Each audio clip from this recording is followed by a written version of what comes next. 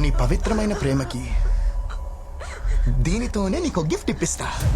కాల్చవే, పట్టుకో, కాల్చు కాల్చు. అమ్మా అమ్మా అమ్మ కాల్చమ్మా, కాల్చు.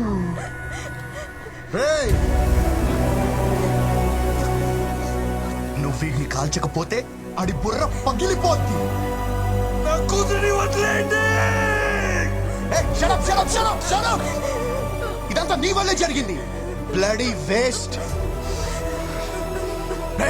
కాల్చవే, కాల్చు కాల్చు.